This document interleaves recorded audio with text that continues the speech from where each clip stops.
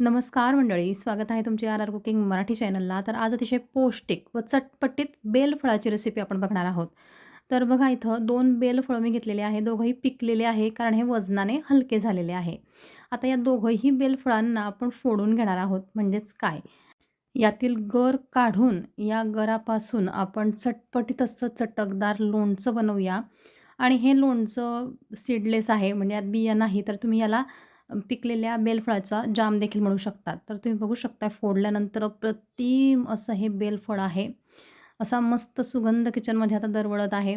आणि जितकं हे आकर्षक दिसायला आहे, तेवढेच याचे फायदे भरपूर आहे. उन्हाळ्यामध्ये विशेष करून उष्णतेचा दाह कमी करण्यासाठी किंवा पोटाच्या विकारावर हे अतिशय गुणकारी असतं. तर चला आता पुढे सुरुवात करूया. इथं बेलफळाचा गर आपल्याला काढायचा आहे, पण जास्त भांड्यांचा पसारा न करता आपण हे करूया. तर इथं एका कढईवर मी चाळणी ठेवली आहे आणि अशा प्रकारे आपण आता याचा गर काढून घेऊया. तर चाळणी यासाठी ठेवलेली आहे, की आपण गर काढल्यानंतर यामध्ये ज्या बिया असतात, त्या बिया आपल्याला नको. तर सुरुवातीलाच हे काम करायचं म्हणजे जास्त पसारा होणार नाही. आणि जसा हा गर आपण थोडा-थोडा यावर टाकायचा आणि अशा प्रकारे व्यवस्थित चाळणीवर आपण पसरवून याच्या बिया वेगळ्या करून घ्यायच्या. तर काही वेळातच आपलं हे काम भराभर होतं. बिया आरामात वेगळ्या निघतात. शिवाय बेलफळामध्ये असलेले जे दोरे असतात ते देखील आपण चमच्याच्या मदतीने असे वेगळे करून घ्यायचे. तर एका बेलफळाचा गर काढलेला आहे, त्याचप्रमाणे आपण दुसरा बेलफळाचे गर काढून घेऊया. आणि गर तुम्ही बघू शकता एक अगदी मस्त निघालेला आहे. तर एका बेलफळाचा मी गर काढलेला आहे. याच पद्धतीने आपण जे राहिलेलं बेलफळ आहे त्याचाही गर काढून घेऊया. कारण संपूर्ण गर काढल्यानंतरच आपल्याला यामध्ये पडणारा गूळ व इतर मसाले जे आपण यात टाकणार आहोत त्याचं प्रमाण ठरवता येईल. तर तुम्ही बघू शकता कढईमध्ये भरपूर असा हा गर जमा झालेला आहे. मात्र प्रमाण चुकू नये, प्रमाण अचूक असावं यासाठी आपण आता हे मोजून घेऊया. तर एका भांड्याच्या प्रमाणानुसार आता मी हा गर मोजून घेते. बघा संपूर्ण भांडं भरलेलं आहे. आता गूळ यात घालायचा आहे. तर गूळ हा आपल्या आवडीप्रमाणे आपण कमी जास्त करू शकतो. मात्र मी या भांड्याचा पाव भाग एवढा गूळ वापरणार आहे. कढई मी आता इंडक्शनवर ठेवलेली आहे आणि पाव भाग एवढाच गूळ यात घातलेला आहे. आता हा पदार्थ चटपटीत बनण्यासाठी यामध्ये 2 लिंबाचा रस मी टाकत आहे. म्हणजे गूळही आरामात मेल्ट होईल आणि चटपटीतपणा या लोणच्याला येईल. तर लिंबाचा रस टाकल्यानंतर बघा गूळ लगेच वितळायला सुरुवात होते. अगदी कमी टेम्परेचरवर म्हणजे कमी गॅस फ्लेमवर आपल्याला हे काम करायचं आहे. इथं गॅस वाढवायचा नाही. जसा संपूर्ण गूळ वितळतो तेव्हा यामध्ये आपण काढून घेतलेला गर टाकून घ्यायचा. गुळामध्ये आता हा गर आपण व्यवस्थित मिक्स करून घेणार आहोत.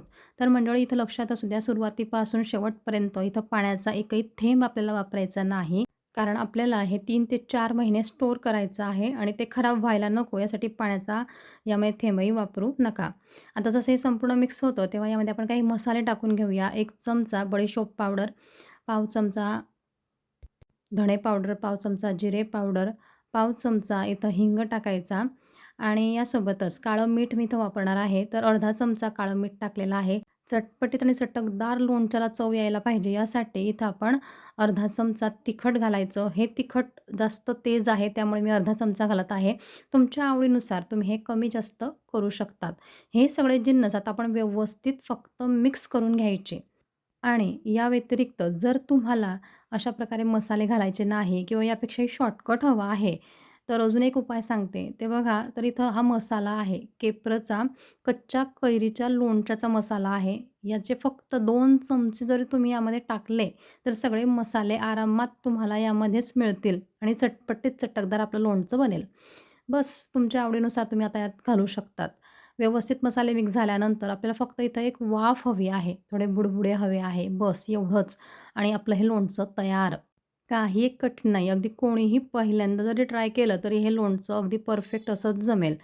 तर मंडळी इथं अशा प्रकारे हे बुडबुडे आता दिसायला लागले आहे म्हणजेच आपलं लोणचं तयार झालेलं आहे. आता आपण गॅस बंद करूया आणि लोणचं थंड झाल्यानंतर काचेच्या बरणीत भरूया. तर मंडळी उन्हाळ्यातील उष्णतेचा दाह कमी करण्यासाठी तसेच पोटाच्या विकारावर हे अगदी रामबाण औषध आहे. कारण आपण बेलफळाचा वापर आपल्या पोटाच्या विकारासाठी करतो तसेच उष्णतेचा दाह कमी करण्यासाठी करतो. तर वर्षभर तुम्ही हे स्टोअर करू शकतात. फक्त इथं पाण्याचा वापर व्हायला नको. चमचा नेहमी कोरडा यात घालावा. शिवाय जी बाटली आपण काचेची वापरत आहोत ती देखील स्वच्छ असावी, कोरडी असावी. आणि असं हे आपण थंड झाल्यानंतर जे लोणचं आहे ते भरून घ्यायचं. बाहेरील टोमॅटो सॉस, केचप वापरण्यापेक्षा असा हा तुम्ही आरोग्यदायी व पौष्टिक बेलफळाचा जाम म्हणा किंवा बेलफळाचं चटपटीत लोणचं म्हणा बनवून ठेवा. मुलांना नक्कीच द्या आणि रेसिपी आवडली असेल तर लाईक करा, शेअर करा तुमच्या मित्रपरिवारामध्ये व अशा छान-छान पौष्टिक व आरोग्यदायी रेसिपी नेहमी बघण्यासाठी आर कुकिंग मराठी चॅनलला सबस्क्राईब नक्की करा. तर चला भेटूया पुन्हा एकदा.